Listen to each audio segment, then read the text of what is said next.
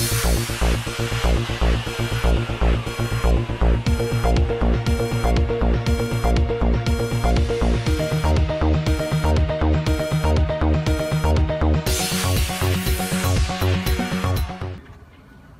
तो सिर्फ इतना ही जानता हूं कि अभी तक कोई भी रोहिंग्या गिरफ्तार नहीं हुआ जो आईएसएस से रिलेटेड हो या आईएसआई के रिलेटेड हो या फिर जो हुंडी का कारोबार कर रहा हो।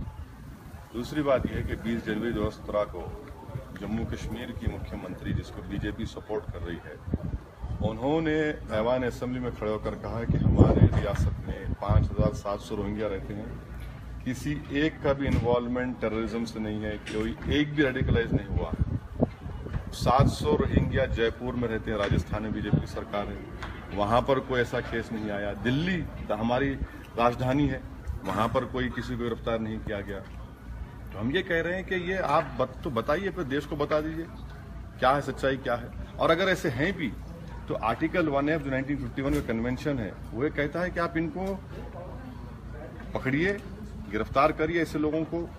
और माजी में जब श्रीलंकन तमिलियंस चेन्नई में रह रहे थे उस वक्त, तो यही मसला उठा, तो उनको एक कैंप से उठाकर और सिक्योर कैंप पर रखा गया। तो ये कर सकते हैं। और ये मॉनिटरिंग में नहीं, आप देखिए, वो अब तक तो जो एफिडेविट आया है, ये तो कोई पुराना प्रोपेगेंडा है, पुराना टूल है जो बीजेपी सरकार इस्तेमाल। नहीं, आप बिल्कुल मॉनिटर करिए। ये 3 साल से तो यहाँ रह रहे हैं। उस एफिडेविट में भी कहा गया कि बुद्धिस्ट लोगों के खिलाफ कुछ करेंगे। अब तक तो अल्हम्दुलिल्लाह कुछ ऐसा वाकया पेश नहीं आया, ना मुस्तकबिल में पेश आएगा। इन लोगों के पास जिस्म पे कपड़ा नहीं है, इनके बच्चों को खिलाने को खाना नहीं है। अगर ये आप बिल्कुल मॉनिटर करिए, कोई नहीं कह रहा है कि मॉनिटरिंग मत करिए, इनको रेगुलेट मत करिए, बिल्कुल करिए, और ये होना भी चाहिए।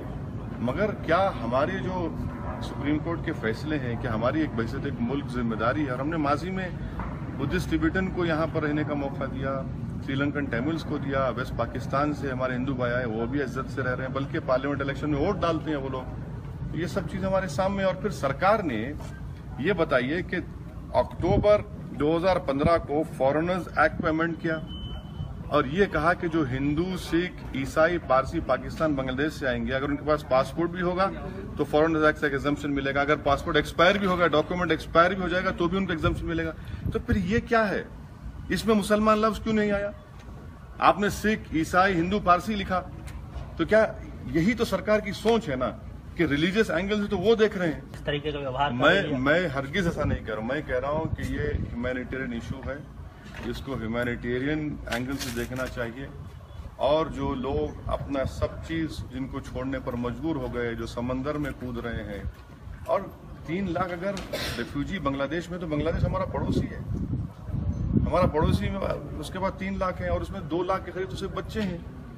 अब बांग्लादेश की prime minister Sheikh Hasina United nation में जाकर जब कहेगी इन बातों को, तो हम तो बड़े ऑकवर्ड पोजीशन में आ जाएंगे ना। तो ये भी तो सरकार को सोचना पड़ेगा। आपको लगता है कि सरकार को एक बड़े दिल के साथ अंतर्राष्ट्रीय मंच पे अपने आप को, भारत एक महत्वपूर्ण देश है, सार्क कंट्री, सार्क देशों में भी इसकी एक बड़ी इमेज है, अंतर्राष्ट्रीय मंच पर जिम्मेदारी लेते हुए इन सारे रिफ्यूजीज मैं सिर्फ इतना ही कहूंगा कि हमने रेटिफाई किया universal declaration of human rights को, हमने रेटिफाई किया ICCPR को, हमने रेटिफाई किया article 3 convention against torture and other cruel inhuman degrading punishment को, हम सिग्नेटरी हैं कन्वेंशन राइट्स ऑफ चाइल्ड के।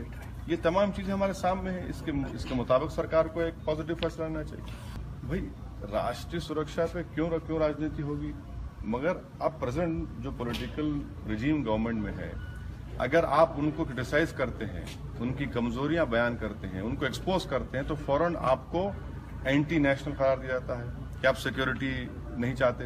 तो ये तो एक पॉलिटिकल कन्वीनियंट डिवाइस बन चुका है बीजेपी के लिए। अदा करते हुए इस मुद्दे को देखें, अब नहीं मालूम कि 56 इंच के सीने में कितना नरम दिल है, मुझे नहीं मालूम।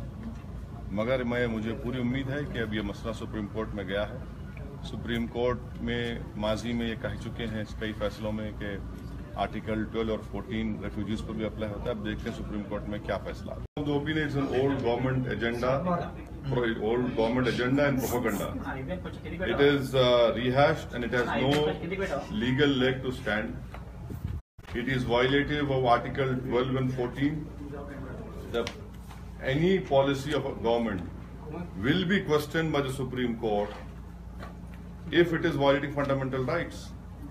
And the refugees are entitled to the protection of fundamental rights of Article 14 and 14, Article 12 and 14. And that is why I say that it has no legal leg to stand. It is an old propaganda of this government. And I'm sure that when it will be heard in Supreme Court, the previous judgment of Supreme Court will also be there. And as far as my party is concerned, we are of the firm opinion that the Rohingyas issue should not be looked as a Muslim issue. It is a humanitarian issue. These people have ran from their country to save themselves from a terrorist Myanmar military government, and to send them back would be a great travesty of justice. And I hope that that day does not come.